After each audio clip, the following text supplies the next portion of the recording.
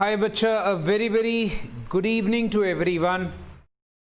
A very good evening, bacha. Acha, guys, before I start up my class today, there is a very important chapter I'm starting up again, depreciation. कुछ बच्चे बेटा पहले topic miss करते हैं, बाद में रोते हैं, फिर वो फ्रस्ट्रेट होते हैं. पहले तो बेटा एक लिस्ट जो मैं आपके सामने बता रहा हूं.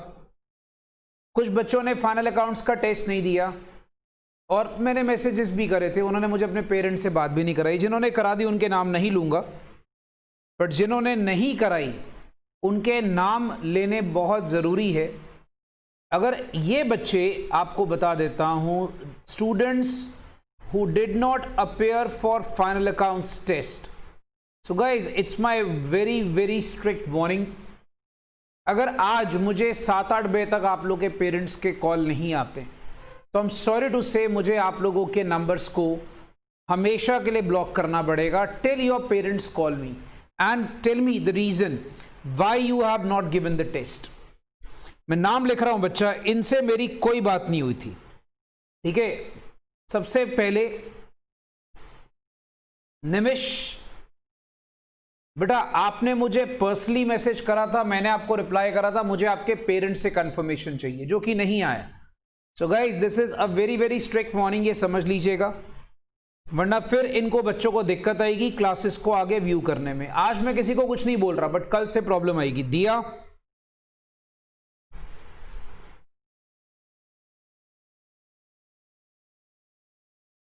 खुशीपुरी, कल से बच्चा इन बच्चों को क्लास नहीं मिलेगी अगर मुझे इनका रिस्पॉन्स नहीं आया तो.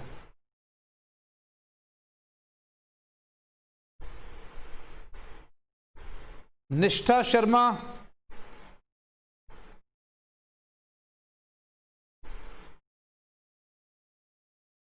भवकीरत,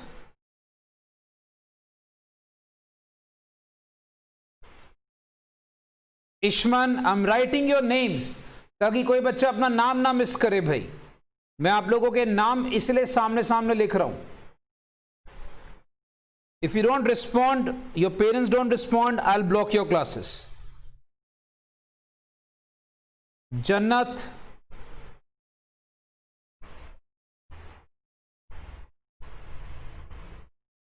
and there is one more guy, Neeraj.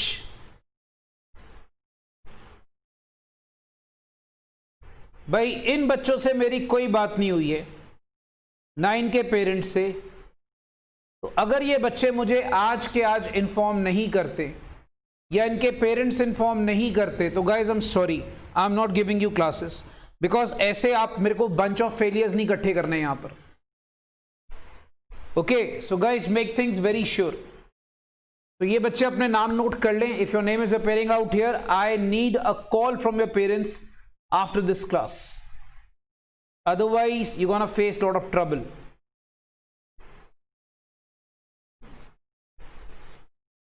Okay,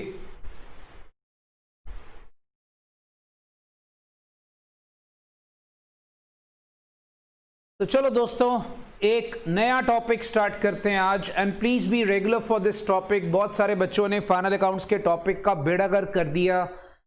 मैं अब कुछ बच्चे बोल रहे थे सर हमें रिपीट कराओ. मैंने कहा बेटा तुम्हें भी रिपीट अभी नहीं कराऊंगा, क्योंकि तुमने वहां पर 2 चैप्टर्स इकट्ठे कर लेने हैं, तुम्हें फिर मुश्किल आएगी. तो let's start with a very important chapter, depreciation. पहली बात, थोड़ा सा थ्योरी करेंगे. थ्योरी क्यों करेंगे सर? क्योंकि एमसीक्यू के लिए बहुत जरूरी है. एमसीक्यूज को समझने के लिए थ्योरी बहुत जरूरी है. डेप्रीसिएशन होता क्या है? सबसे पहले आप लिखिए बेटा, depreciation is defined as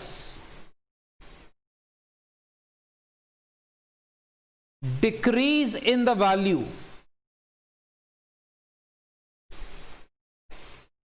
of an asset, decrease in the value of an asset due to its continuous use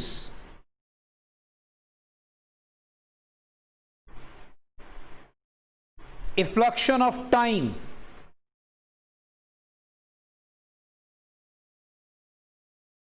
obsolescence,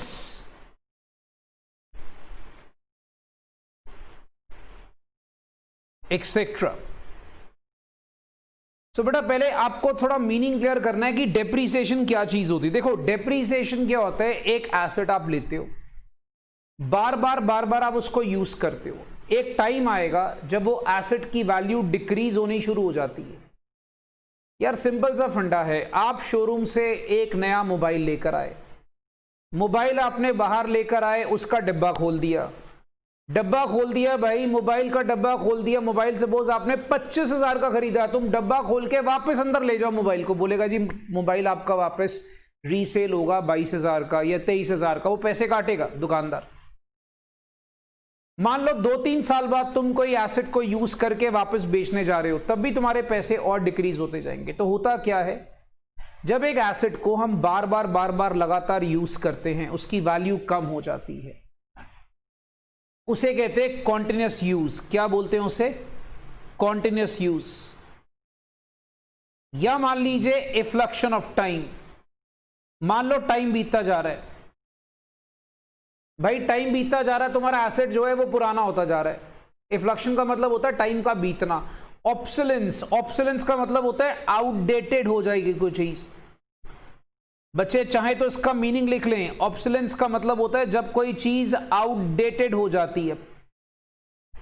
जैसे फॉर एग्जाम्पल अगर आज मैं बोलूं दोस्त वो जो बटन वाला फोन आता था ना वो लेके चल भाई अपने साथ, बच्चा बोलेगा सर मैं क्या करूंगा।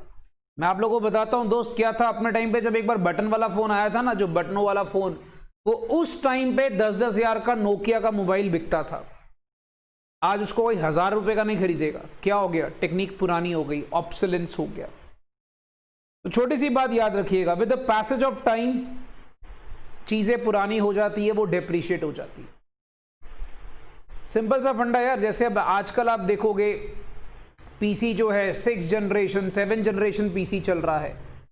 मैं आप लोगों को बोलता हूं यार एक लैपटॉप खरीदना जरा, वहां पर 1st जनरेशन 2nd जनरेशन वाला कोई नहीं खरीदेगा, वो ऑब्सोलीट हो चुके हुए हैं।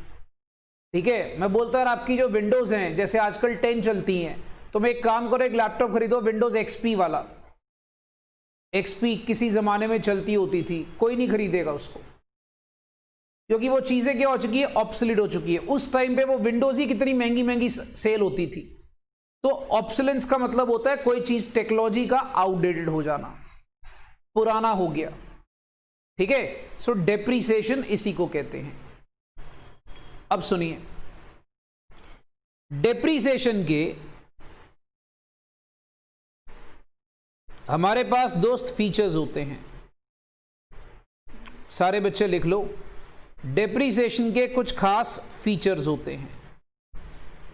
पहला फीचर, डेप्रिसिएशन को नोट्स के लिए मैं लिखूंगा DEP. Please please please please please everyone listen to me very carefully, नींद खोल के सुन लेना। मैं नोट्स के लिए डेप्रिसिएशन के लिए वर्ड यूज करूंगा डीईपी। आप लोगों ने नहीं यूज करना, नोट्स में यूज कर लो, एग्जाम में मत यूज करना। DEP is a short form of depreciation but which is not allowed to be used in exams। ठीक है, हमने बार बार depreciation लिखना है, तो मैं यहां पर अभी नोट्स के लिए यूज करूंगा। So depreciation is decline in the value of fixed assets। यहां पे लिखिए एक्सेप्ट लैंड। सो बच्चा डेप्रिसिएशन क्या है? डेप्रिसिएशन है जब आपका फिक्स्ड एसेट का वैल्यू कम होता है। अगर मैं आपसे बात करूं तो लैंड को छोड़ के, ठीक है, जब आपकी वैल्यूज डिक्लाइन होती, बिकॉज लैंड की वैल्यू कभी कम नहीं होती, लैंड हमेशा अप्रिशिएट होता है। ठीक है, जो जमीन होती है ना, लैंड की वैल्यू वो हमेशा बढ़ती है। मशीनरी हो जाए, आपकी गाड़ी, आपका कंप्यूटर, आपका फर्नीचर, इसने हमेशा वैल्यू ने कम ही होना है। With the passage of time इनकी वैल्यूज डिक्रीज होती जाती है, उसे कहते हैं depreciation. Right, number 1, depreciation is a yes Samarth you're right, gold भी एक एक्सेप्शनल है, गोल्ड भी आपका बढ़ता ही है। यस आप सही कह रहे हो बेटा, I like the answer, yes मेरे बच्चा यू आर राइट, गोल्ड भी एक्सेप्शनल होता है तो गोल्ड भी बढ़ता है। ओके आगे देखिए बेटा, डेप्रीसिएशन इज अ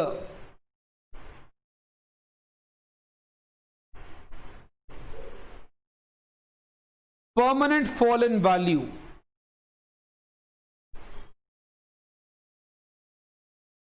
which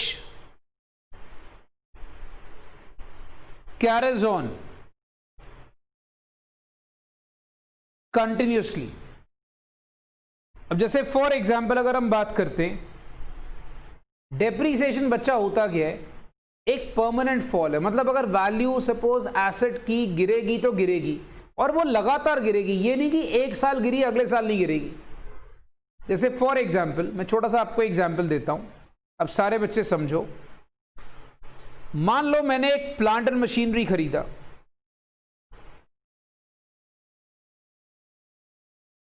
ठीक है, 1 लाख रुपए का।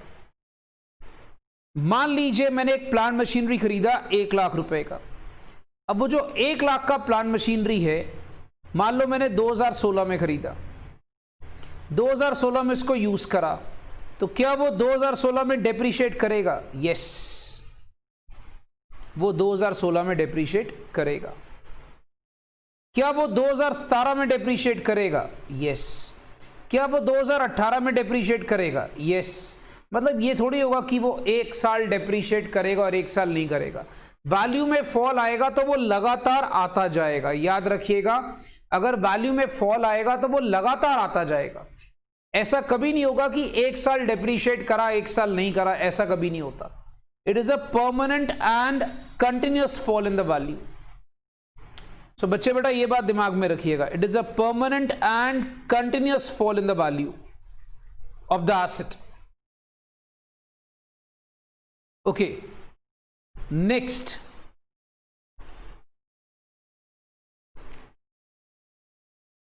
depreciation decreases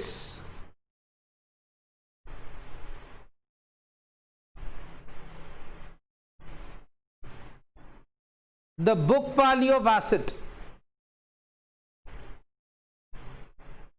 and not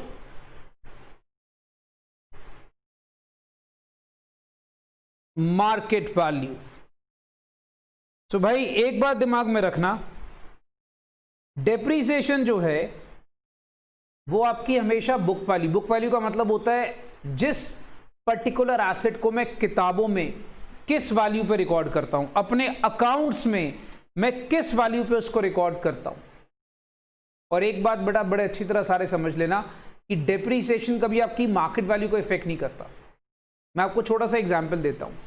suppose आपके पास एक गाड़ी है, गाड़ी जो है वो विंटेज कार है। विंटेज कार मतलब बड़ी अच्छी पुरानी गाड़ी है जो बहुत जिसका इंपॉर्टेंस है, ठीक है, बड़ी क्लासिक कार है। अब हो सकता है उसकी मार्केट में वैल्यू आज की डेट में 5 लाख 10 लाख हो, बट आपने वो कार जब खरीदी थी कई साल पहले, अब उसकी वैल्यू आप किताबों में धीरे धीरे धीरे धीरे कम करते जाओगे, डिक्रीज करते जाओगे। तो डेप्रीसिएशन क्या होता है, आपकी सिर्फ बुक वैल्यू को कम करता है, मार्केट वैल्यू पे कभी इफेक्ट नहीं आता। तो ये बात याद रखिएगा, right. Okay, depreciation is a non cash expense and debited to PL account। तो बेटा एक बात याद रखना, डेप्रीसिएशन एक नॉन कैश एक्सपेंस है और वो पीएल अकाउंट में डेबिट किया जाता है। अच्छा, अभी आपने फाइनल अकाउंट्स करा, आपको पता है डेप्रीसिएशन को पीएल में डेबिट करते हैं। Yes Divija, yes it is sort of historical cost concept, आप कह सकते हो ये हिस्टोरिकल कॉस्ट कॉन्सेप्ट की तरह काम करता है। यूर राइट, ठीक है। बट एक बात दिमाग में रखना कि डेप्रीसिएशन के साथ कभी कैश का फ्लो नहीं होता। कहा जाता है डेप्रीसिएशन एक नॉन कैश आइटम है, it's a non cash item. ये फंडा याद रखिएगा। मतलब डेप्रीसिएशन जो है उसमें कभी कैश का फ्लो नहीं होता, मतलब ना पैसा आता है ना जाता है। डेप्रीसिएशन सिर्फ एक वैल्यू को डिक्रीज करता है, राइट? ओके, नेक्स्ट देखो, हम लोग यहां पर अगला फीचर जरा ध्यान से समझें। एक टर्म होती है डेप्रीसिएशन, एक होती है डिप्लीशन, और एक होती है अमोर्टाइजेशन। सो बच्चे जरा इन तीनों को अच्छी तरह समझें। ये हमारा फिफ्थ फीचर है, depreciation, depletion and amortisation. Spelling mistake मत करना। Depreciation is decrease in the value of fixed assets like furniture, plant and machinery, ठीक है, equipments, etc.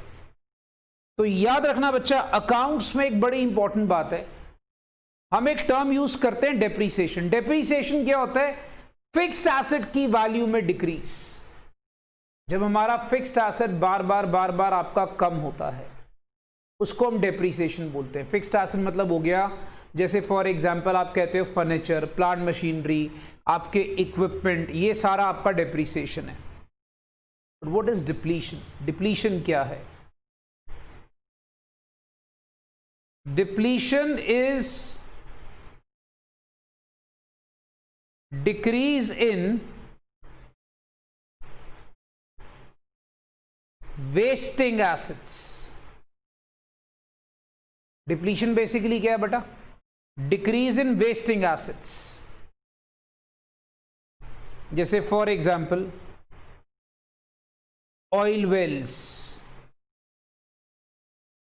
कोल फील्ड्स एक्सेट्रा। जैसे कोयले की खान होती है, अब कोयले की खान में से जो कोल फील्ड्स होती है या कोल माइंस होती है, उनमें से आप बार बार कोयला निकालोगे, एक वक्त आएगा कि कोयला खत्म हो जाएगा, कोल विल बी फिनिश्ड, तो उसकी वैल्यू कम होती है, उसको कहते हैं वेस्टिंग एसेट। जैसे फॉर एग्जांपल आपके पास होता है ऑयल, अब ऑयल वेल्स होते हैं, उसमें से तेल के कुएं से तेल निकालते जाओ, एक टाइम आएगा कि oil will be finished, so that is basically called as depletion. So depletion क्या है बच्चा? Decrease in wasting assets. But what is amortization? Amortization क्या है?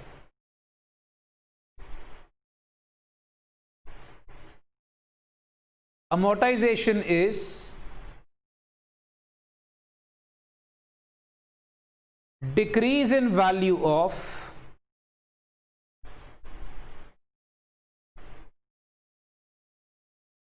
intangible assets like goodwill, patents, copyright, etc. So ये फंडा याद रखिएगा। अमोर्टाइजेशन क्या चीज होती है? जब सपोज आपके जो इनटैंजिबल एसेट होते हैं, जैसे गुडविल, जिसको आप देख नहीं सकते, छू नहीं सकते, फील नहीं कर सकते, पेटेंट, कॉपीराइट, तो इसके डिक्रीज को हम अमोर्टाइजेशन कहते हैं। तो बेटा ये टर्म जरा अच्छी तरह समझना।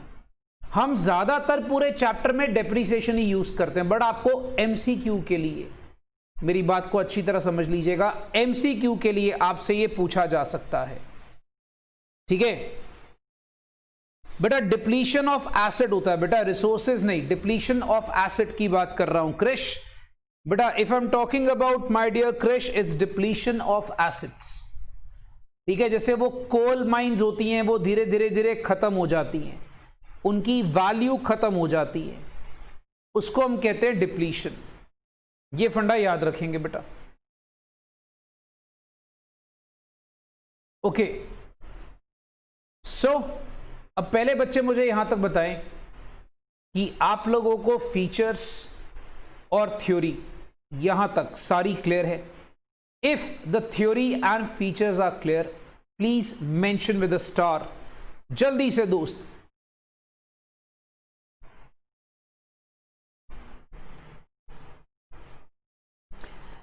दिव्यजा, यस पेटेंट और कॉपीराइट में डिक्रीज आता है। यस समर्थ भाई, मैं आपको बताता हूं।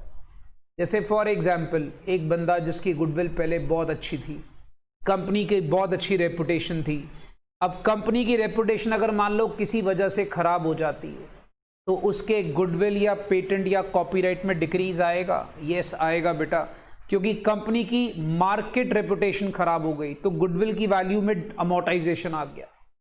उसको हम कहते हैं राइट ऑफ करना। हम अमोर्टाइज करते हैं चीज़ों को, राइट ऑफ करते हैं। पेटेंट हो गया, कॉपीराइट हो गया, इनको राइट ऑफ किया जाता है। सो आई होप जो हमारे दो भाई पूछ रहे थे, I think one was Samarth and the other was Divija, बेटा आई होप आप लोगों को क्लियर होगा जो आप पूछ रहे थे बेटा।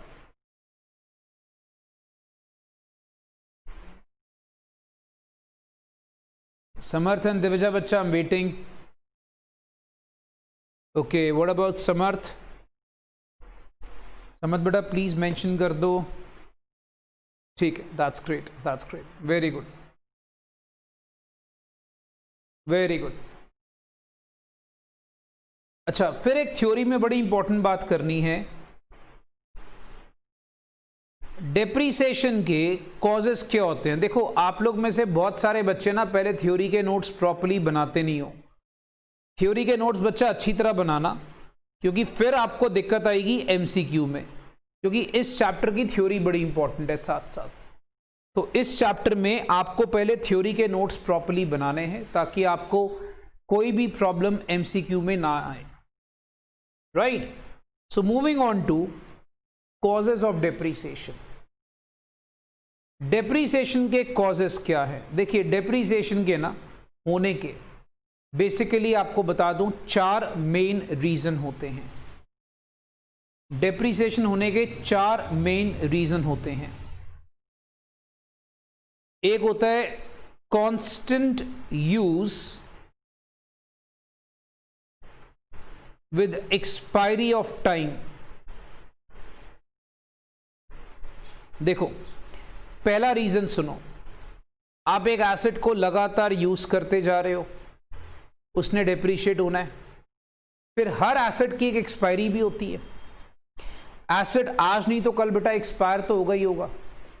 ठीक है, आप कोई एसी लेते हो फॉर एग्जांपल, आपके घर पे कितने साल चल जाएगा बेटा? 25 साल थोड़ी चल जाएगा, 4 साल 5 साल, उसके बाद एक्सपायर होगा ही होगा। मैक्सिमम 10 साल चल जाएगा, फिर एक्सपायर होगा ही होगा, क्योंकि तुम उसको लगातार यूज कर रहे हो। तो constant use with the expiry of time, ठीक है, ये एक बड़ा मेन रीजन है डेप्रीसिएशन का। फिर होता है एक्सपायरी ऑफ लीगल राइट्स। अब मैं आपको एग्जांपल देता हूं, what is expiry of legal rights. अब आप समझें इस चीज को, what does it mean expiry of legal rights. जैसे फॉर एग्जांपल, इसके सिर्फ एग्जाम्पल सुन लो, बिकॉज ये इस पे थ्योरी लिखने की ज़्यादा हमें ज़रूरत नहीं है बेटा, क्योंकि एमसीक्यू फॉर्म में आना है तो आपको ये एमसीक्यू के लिए सिर्फ हेल्प करेगा। अब जैसे फॉर एग्जाम्पल मान लीजिए मेरे पास कोई एसेट मैंने खरीदा था, मान लो मैंने एक कोई पर्टिकुलर बिल्डिंग को लीज पे लिया था। आप समझते हैं लीज पे लेने का मतलब होता है उसको मैंने किराए पे लिया था 10 सालों के लिए। आज उसके 10 साल खत्म हो रहे, तो वो एसेट की वैल्यू कम होनी शुरू हो जाती है। ठीक है, तो अगर सपोज कर लीजिए लीगल राइट्स उसके खत्म हो रहे हैं, मेरे पास जो उसका लीगल अधिकार था अगर वो खत्म हो रहा है, तो मेरा एसेट की वैल्यू भी खत्म होनी शुरू हो जाती है। ठीक है, उसके बाद a very important term which is called age by obsolescence. तो बच्चा इसमें क्या कहानी होती है, ऑब्सोलेंस का मतलब हो गया something which is getting outdated, when the technology is becoming old. तो याद रखना दोस्त, जब टेक्नोलॉजी पुरानी होती जा रही है तो डेप्रिसिएशन का एक मेन रीजन है ये, वैल्यू खत्म हो जाती है, याद रखेंगे। ओके, फिर एक टर्म और आती है, इसको कहते हैं बाय परमानेंट फॉल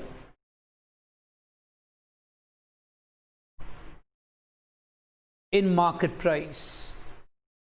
अब इसमें क्या होता है भाई, एक एसेट है, उसकी मार्केट से डिमांड ही खत्म हो गई। फॉर एग्जाम्पल, आज से अगर मैं आपसे बात करूं, 10-15 साल पहले की बात कर रहे हैं, जैसे मैं आपके एग्जाम्पल ले रहा हूं, ठीक है, 10-15 साल पुरानी अगर हम बात करें तो हमारे पास मान लो भाई जो पीसी होते थे, जो बड़े बड़े पीसी पहले बनते थे, जिनके उनकी डिमांड बहुत ज़्यादा थी। अब अगर आपको कोई इतना बड़ा पीसी बोले, कोई इतना बड़ा वहाँ पर सीपीयू लेके बैठे हो, नहीं, ऑब्वियसली जो बच्चे गेमिंग्स के लिए यूज़ करते हैं मैं उसकी बात नहीं कर रहा, मैं आपसे बात कर रहा हूँ सेकेंड ऑप्शन। अब यहाँ पर जो प्रेफरेबल ऑप्शन होती है that is laptop, because that is more handy. ठीक है बेटा, मुझे गेमिंग के एग्जाम्पल मत देना सर, हम गेमिंग के लिए अच्छा वाला PC and all that, that is, तो I am not giving example. So होता क्या, अभी आप देखोगे मार्केट में अगर हम एक नॉर्मल पीसी की बात करें तो नॉर्मल पीसी सस्ता होता है, उसकी वैल्यू कम होती जा रही धीरे धीरे। आई am not talking about extraordinary PC which you assemble, but I am talking about normal PC. और उसी कंपैरेटिवली जो लैपटॉप है उसकी प्राइजेस जो है साथ में और बढ़ती जा रही है। होता क्या है, बिकॉज उसकी डिमांड कम हो गई है। एक्सेप्ट अगर हम बात करें जो कुछ यंग जनरेशन्स हैं जो गेमिंग वगैरह में ज़्यादा जाते हैं, उनके अलावा कोई भी आज अच्छे पीसी जो है यूज़ नहीं करता। Majority people are using laptop because they are more handy. ठीक है, एक उनका बैटरी बैकअप भी होता है and they are more handy. So अपने बिजनेस के लिए बात करें, अगर अपने ऑफिस के लिए बात करें, तो we all prefer laptops, right. So वो क्या हो गया, उनकी वैल्यू एक परमानेंटली फॉल करती जा रही है। अब जैसे फॉर एग्जांपल आपसे मैं बटन वाले फ़ोन की बात कर रहा था, जो बटन वाला फ़ोन है वो भी आप देखोगे इसकी वैल्यू धीरे धीरे धीरे खत्म होती जा रही है। तो मार्केट प्राइस जब कोई चीज़ का खत्म होना शुरू होता है बेटा, वो वैल्यू वैसे ही खत्म, उसकी डेप्रिशिएट हो जाती है, राइट। सो ये 4 मेन कॉजेज हैं डेप्रीसिएशन के जो बच्चों ने ध्यान में रखने हैं। So if causes are clear, बेटा आप फटाफट से वहां मेंशन कर दो कि कॉजेज आर क्लियर। बच्चे प्लीज मेंशन कर दें कि कॉजेज क्लियर है। मैं वेट कर रहा हूं मेरे दोस्त, कॉजेज आर क्लियर। तो बच्चे प्लीज मेंशन कर दें कि कॉजेज क्लियर है।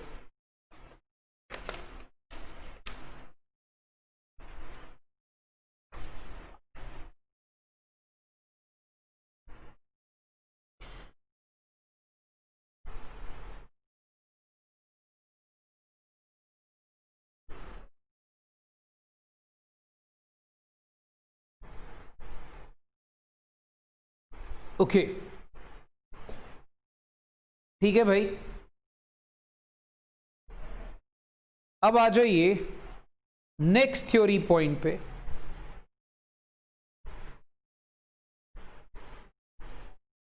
Factors affecting depreciation. देखो डेप्रीसिएशन जो है उसके बारे में आपको बता देता हूं। इसको कैलकुलेट करने के लिए आपको 3 चीजों की जरूरत पड़ती है। 3 चीजों का सम में होना, क्वेश्चन में होना बहुत ज्यादा जरूरी है डेप्रीसिएशन को कैलकुलेट करने के लिए। दोस्तों ये बात याद रखिएगा, to calculate depreciation we need 3 items, very very importantly 3 items. Number 1, सबसे पहला जो फर्स्ट चीज पे आपने फोकस करना है, we are talking about total cost of asset. Asset की जो कॉस्ट होती है वो बहुत ज्यादा इंपॉर्टेंटली रिलेवेंट है।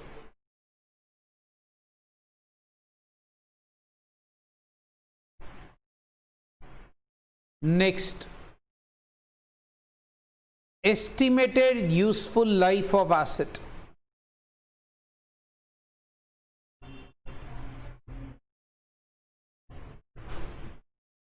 estimated useful life of asset.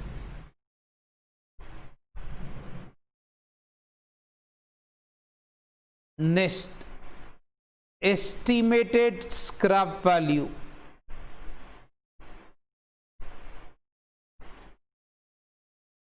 of asset.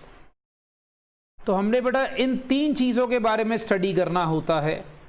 अब बच्चे बोलेंगे सर इनके मीनिंग बताओ। बेटा मैं सबके मीनिंग बता रहा हूं, आप बिल्कुल टेंशन मत लेना। आप खाली लिख लो तीन headings, number 1, number 2 and number 3। मैं एक एक करके आपको तीनों के मीनिंग बताने जा रहा हूं। Okay, so guys understand this. सबसे पहले what is total cost of asset, next what is useful life of asset, what is scrap value of asset. देखिए total cost of fixed asset का मतलब क्या होता है। कॉस्ट ऑफ एसेट के अंदर क्या आता है, जो एसेट की ओरिजिनल कॉस्ट होती है उसमें प्लस करते हैं all expenses incurred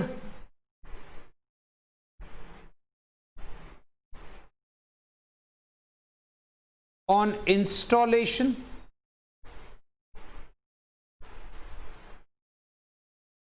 plus freight incurred to bring the asset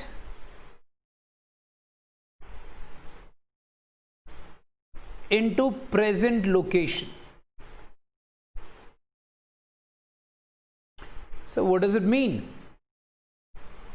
पहले बच्चा इस बात को समझो सारे, मैं कहना क्या चाहता हूं। देखो सपोज कर लो तुमने कोई एसेट खरीदा, फॉर एग्जाम्पल मान लीजिए आपने एक एसी खरीदा। एसी खरीदा फॉर एग्जाम्पल 25,000 रुपए का, ठीक है। बेटा एसी खुद तो जाके घर पे लगाओगे नहीं, इंस्टॉलेशन के लिए बंदा आया, ठीक है। पहले तो दुकान से एसी घर पहुंचाना, आपने एक टेम्पू करा, टेम्पू को दिया 500 रुपये, चल भाई दुकान से एसी घर पे पहुंचा, वो 500 रुपये भी ऐड हो गया एसी की कॉस्ट में, क्योंकि वो फ्रेट आपने इनकर करी है ताकि आप एसी को अपने प्रेजेंट लोकेशन में पहुंचाओगे। फिर आपने क्या करा, एक बंदा बुलाया, उसको दिए 1500, चल भाई तो एसी इंस्टॉल कर दे। उसने एसी इंस्टॉल करा तो 1500, 500, 25,000, ये सब मिला के एसेट की ओरिजिनल कॉस्ट बनती है, जो एसेट की कॉस्ट बन गई 27,000। सो मेरा कहने का मतलब ये होता है कि एसेट की कॉस्ट में सिर्फ एसेट की कॉस्ट नहीं आती, जो एसेट के ऊपर आप इंस्टॉलेशन के खर्चे करते हो वो भी आ जाता है। तो डेप्रीसिएशन जब निकालनी है तो फ्रेट, ये सारे खर्चे लेकर जब इनका जो टोटल आता ना, इस अमाउंट पे डेप्रीसिएशन निकाली जाती है। तो बच्चे ये फंडा याद रखना, जब इन सब का टोटल आ जाता है तो हम इस अमाउंट पे डेप्रीसिएशन कैलकुलेट करते हैं, right. So cost of asset का मतलब हो गया जो भी ओरिजिनल कॉस्ट है प्लस उसमें जो भी आपने खर्चे इनकर करे, जो इंस्टॉलेशन खर्चा करा, वो सारी चीजें। अच्छा, फिर इसमें आता है यूजफुल लाइफ ऑफ एसेट। इसका मतलब क्या होता है, देखिए for example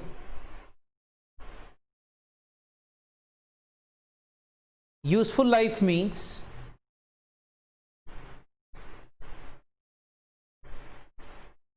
effective working life of asset। आपको एक छोटा सा एग्जांपल देता हूं। यूजफुल लाइफ टर्म क्या है, यूजफुल लाइफ। जैसे फॉर एग्जांपल मान लीजिए आपने एक मशीनरी खरीदी, ठीक है। अब वो मशीनरी जो है, दुकानदार बोलता है सर जब तक आप जिंदा हो तब तक मशीनरी आपके पास रहेगी। मान लो वो कहता है मशीनरी 25 साल कुछ नहीं होगा, दुकानदार ऐसा बोल देता है बेचने के टाइम पे। आपको लगता है नहीं यार ये मशीनरी इतना कहां चलेगी, आप अंदाजा लगाते हो 15 साल इसकी यूजफुल लाइफ होगी।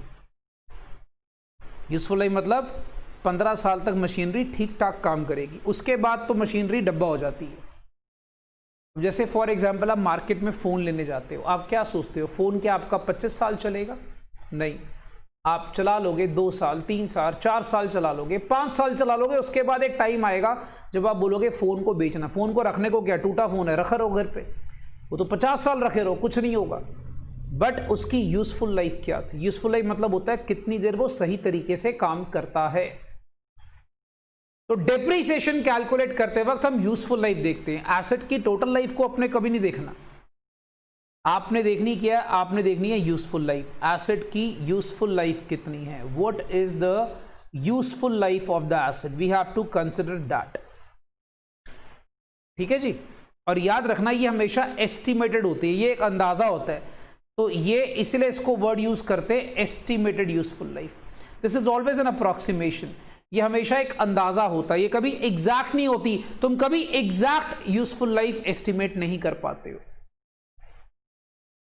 Okay, then focusing on scrap value क्या होता है।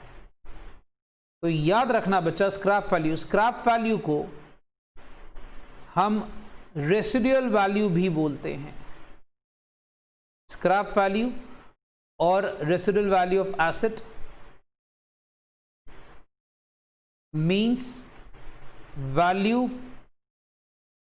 Available at the end of life of asset। तो एसेट की जब लाइफ खत्म होती है,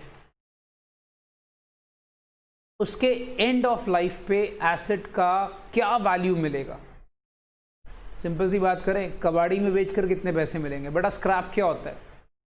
स्क्रैप मीन्स जो आपका लास्ट में वेस्ट आइटम्स, कबाड़ी का भाव जो बच गया है, उसको कहते हैं, that is called a scrap. कहते ना कबाड़ी में बेचकर कितने पैसे मिलेंगे। अब मैं आपको छोटा सा एग्जांपल देता हूं, उसको स्क्रैप वैल्यू बोलते हैं। तो स्क्रैप वैल्यू भी आपको डेप्रीसिएशन कैलकुलेट करते वक्त चाहिए होती है। स्क्रैप वैल्यू का दूसरा नाम होता है रेसिडुअल वैल्यू। मान लो फॉर एग्जाम्पल, अब एग्जाम्पल एक बार समझ लेते हैं, छोटा सा एग्जाम्पल लेते हैं। जैसे मान लीजिए हमारे गोलू भैया को दोबारा से बुलाते हैं, गोलू भैया बहुत दिन से नहीं आए, तो आइए बेटा, हमारे सपोज गोलू भैया आ गए हैं। So let's take for example, this is my dear Golu भैया। ठीक है जी। सो गोलू भैया जो है, इन्होंने क्या करा, मान लो इन्होंने एक कंप्यूटर खरीदा फॉर एग्जाम्पल 1 लाख रुपीस का। 1 लाख रुपए का भाई कंप्यूटर खरीद के ले आए। चलो ठीक है। अब गोलू भैया आज अंदाजा लगा रहे हैं कि दोस्त जो कंप्यूटर है वो अंदाजा 10 साल तो चलेगा। ठीक है, और 10 साल के बाद जब मैं कंप्यूटर की स्क्रैप बेचूंगा, स्क्रैप, तो मुझे अप्रोक्सीमेटली शायद 3000 रुपये मिल जाए। मतलब कंप्यूटर का भी सब कुछ खत्म हो चुका है और उसका मुझे स्क्रैप के तौर पे 3000 रुपया मिल जाए। तो यहां पर अब ये जो कंप्यूटर की कॉस्ट है, इसको मैं कहूंगा ओरिजिनल कॉस्ट। इसे मैं कहता हूं एसेट की यूजफुल लाइफ। इसे मैं कहता हूं एसेट की स्क्रैप वैल्यू। और एक बात याद रखना बेटा, स्क्रैप वैल्यू और लाइफ हमेशा एस्टिमेटेड होती है, इसलिए वर्ड यूज किया जाता है एस्टिमेटेड। सो डेप्रीसिएशन कैलकुलेट करते वक्त आपको ये 3 बातें अपने जहन में बिठानी होती है। इन तीनों को हम यूज करके डेप्रीसिएशन कैलकुलेट करेंगे। ये कैसे करेंगे वो तो मैं आपको कल बताऊंगा प्रैक्टिकल के साथ। आज तो मैं सिर्फ थ्योरी पे फोकस कर रहा हूं। ठीक है, तो आज मैं सिर्फ थ्योरी पे फोकस कर रहा हूं, ताकि आज फर्स्ट क्लास आपकी सिर्फ थ्योरी में समझ में आना चाहिए आपको। कल मैं आपको इसका प्रैक्टिकल कराऊंगा, तब मैं आपको बताऊंगा how do we use original cost, asset की लाइफ को कैसे यूज करते हैं, स्क्रैप कैसे यूज करते हैं टू कैलकुलेट डेप्रीसिएशन। एक बार हम आज की गई सारी थ्योरी को दोबारा से रिवाइज करते हैं, ठीक है। Before we end the class एक बार सारी थ्योरी रिवाइज कर लेते हैं। जैसे फॉर एग्जांपल डेप्रीसिएशन क्या होता है बेटा? डेप्रीसिएशन एक लगातार एसेट में डिक्रीज आता है। लगातार एसेट में डिक्रीज आता है, क्यों आता है? बिकॉज एसेट जो है पुराना होता जा रहा है, एसेट ऑब्सोलीट होता जा रहा है, एसेट का टाइम बीतता जा रहा है। डेप्रीसिएशन के हमारे फीचर्स क्या हैं बेटा? सबसे पहला फीचर है डेप्रीसिएशन, आपके फिक्स्ड एसेट का डिक्लाइन होता है। लैंड को छोड़ के ऑलमोस्ट, गोल्ड भी एग्जाम्पल ले सकते हो। यस, मेरे एक बच्चा एक गोल्ड भी कह रहा था कि गोल्ड का एग्जाम्पल भी ले सकते हैं। यस, तो डेप्रीसिएशन क्या होता है? फिक्स्ड एसेट की वैल्यू में डिक्लाइन होता है। डेप्रीसिएशन एक परमानेंट फॉल होता है। डेप्रीसिएशन ने लगातार एसेट को गिराते जाना है, रुकना नहीं है। डेप्रीसिएशन आपके एक बुक वैल्यू ऑफ एसेट को डिक्रीज करता है, मार्केट वैल्यू को डिक्रीज नहीं करता। डेप्रीसिएशन एक नॉन कैश एक्सपेंस है, इसको नॉर्मली पीएल के डेबिट साइड पे शो किया जाता है। डेप्रीसिएशन के अंदर तीन बातें होती है, depreciation, depletion and amortisation. Depreciation क्या होता है दोस्त? जब आपका फिक्स्ड एसेट की वैल्यू कम होती है उसे डेप्रीसिएशन कहते हैं। जब आपके वेस्टिंग एसेट की वैल्यू कम होती है उसे डिप्लीशन कहा जाता है। और जब आपके इनटैंजिबल एसेट की वैल्यू कम होती है उसे हम लोग अमोर्टाइजेशन कहते हैं, ठीक है। डेप्रीसिएशन होने के चार रीजंस होते हैं। एक तो भाई लगातार यूज करना और टाइम का बीतना, एक लीगल राइट का खत्म होना, एक जब एसेट आउटडेटेड या ऑब्सोलीट हो जाता है, या एक परमानेंट फॉल होता है मार्केट प्राइस में। डेप्रीसिएशन को कैलकुलेट करते वक्त तीन फैक्टर्स हमें कंसिडर करने होते हैं। एक होता है एसेट की कॉस्ट। एसेट की कॉस्ट का मतलब हो गया कि original cost plus installation expenses plus any sort of freight which has been incurred to bring the asset to present location. Useful life of the asset, we are talking about only the useful life, that means जिसमें हम asset को actually use करते हैं। and the scrap value.